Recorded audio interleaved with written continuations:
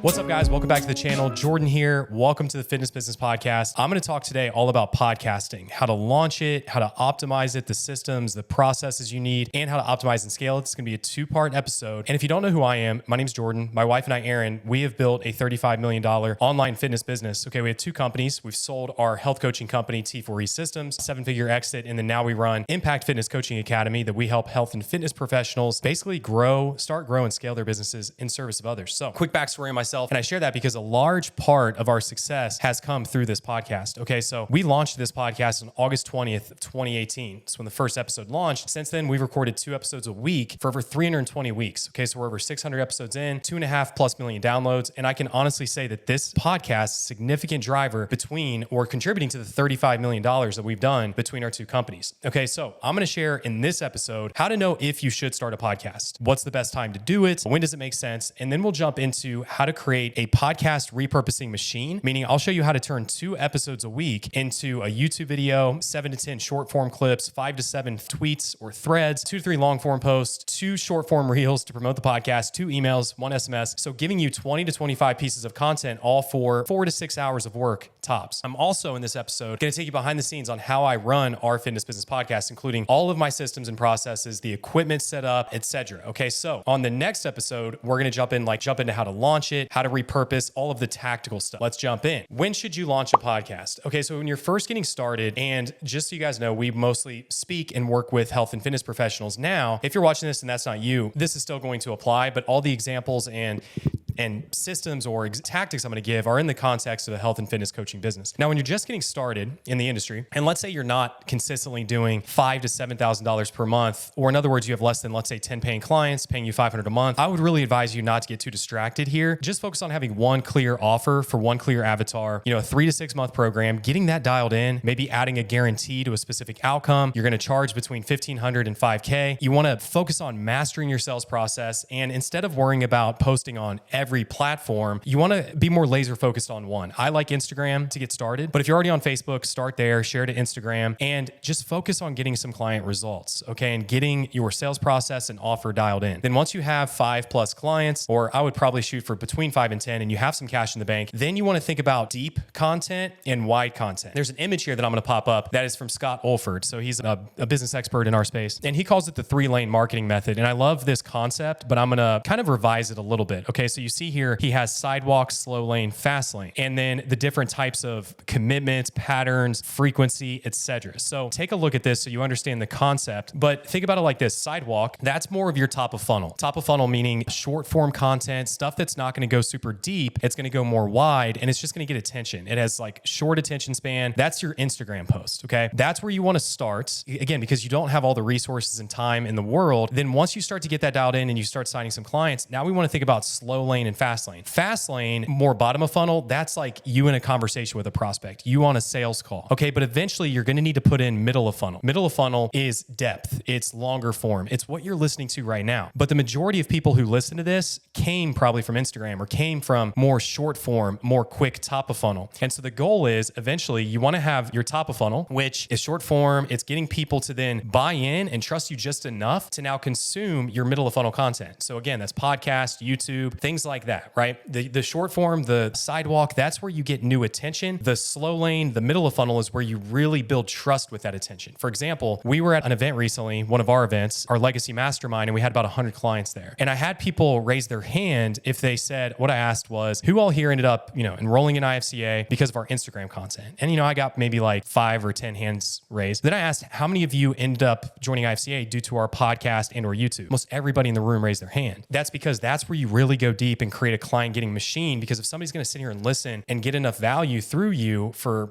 10, 15, 20 minutes, again, you're really going to be able to build deep trust and give a lot of value. So when you think about your weekly content cadence, so again, in terms of like repurposing this and the content cadence, I'm going to give you more tactical steps around this in the next episode. But again, from one episode that I record, I'll turn this into a YouTube, 7 to 10 short form clips, 5 to 7 threads, 2 to 3 long form, 2 short form, a couple of emails, and usually an SMS to promote the podcast. So again, you're able to start start with a top-down approach. So you start with long form, and then that long form gets chopped and cut into several pieces of short form. So you start with your middle of funnel because that's where you want to put most of your attention and focus into. And then all of that gets chopped up for more top of funnel slowly. So let's jump into now some systems, processes, and equipment that you might need. So a lot of people don't know this, but Aaron and I came up with the idea to launch this podcast 7 to 8 months before ever actually taking action. And that was my MO at the time, right? I was a perfectionist, one of those guys who had all the ideas, but I refused to start unless everything was perfect. I had the right equipment, the right systems, the processes. Finally, Aaron got sick of it, and we started recording in her kitchen with a Zoom recorder, a couple headphones, and a tripod with an iPhone on. And that's what I suggest you do. Now, over the years, eventually our basement turned into a podcast studio, so you'll see that here. And then when we moved into our new house, we turned this kid's playroom in our basement into the studio, which you'll see here. This was before we had kids. Actually, my friend Eric is downstairs now, turning that back into a playroom because now we have kids. And then finally, we have this state-of-the-art studio that I've now moved over into that you'll see here. And again, this took time. We've been doing this for 6, 7, 8 years. How long? 8 years, 7 years, something like that. But you don't have to be perfect to start. But to get perfect, you do have to start. You don't have to be an expert, but to eventually become an expert, you got to start. So again, what I'll say is just start. Just get it going. Then piece stuff together as you go. So here's a list of beginner equipment that I would recommend. So number one, a Rode Podcast Pro kit. This is like $700. This is where all of your audio goes into. Then I would order an adjustable boom microphone stand and a tripod base to hold your microphones. They're like $33. And I'm just rattling these things off, guys, but you can just like Google all of these things that I'm saying. I would order Rode mics and XLR cables. The Rode mics are $50 each. Start with one. If you have a guest on who's live, then you'll need two, right? Simple. Get some memory cards. So I would get maybe a couple SDR memory cards. Get a ring light. They're like $50. An iPhone tripod is like $50. And if you want, this is optional, but you can get a Podcast Parrot teleprompter, which if you want to like look right at the camera and have notes and all of that and just read off teleprompter, you can. Like I don't do that. I just have bullets pulled up on my computer screen because I mostly know what I'm talking about, right? But if you're nervous and you're just getting started, that can be a big help. So to get started, you're looking at maybe $1,000, okay? Now my equipment, I have 2 cameras, one with a mount at a side angle and a Ninja recorder, which costs about $300. I have 2 cameras. One is fine, but I have 2. I use the Sony Alpha 7 full frame mirrorless, just order the body. And then I have a Sony FE 35mm f/18 lens. And I have 2 of those because I have a front angle and a side angle. But to be honest, I don't really use that side angle very much. In fact, I forgot to turn it on today. And then I have a really nice light stand. So I like Amaron, the 100XS. It's like $250 and you can get light stand for another $50. So if you want to go pro, you want to go big, you're looking at another $5,000 to $7,000. And then finally, let's talk about software and apps. And then on the next episode, I'm going to show you how I utilize these software and apps, how I do my repurposing, how the system works and ties together. So Cameo is the first thing. If you're just going to use your phone to record, Cameo is a really cool software that allows you to use your phone to record in 4K. So you can just use your iPhone as your camera and it looks great. So that's called Cameo. Next is Libsyn. Libsyn is where you're going to host, upload all of your podcasts, etc., and distribute it to all of the platforms. It also tracks all of your analytics. Next is Riverside FM. It's an excellent tool to record through and it allows you to do post-production editing really seamlessly. You can eliminate pauses,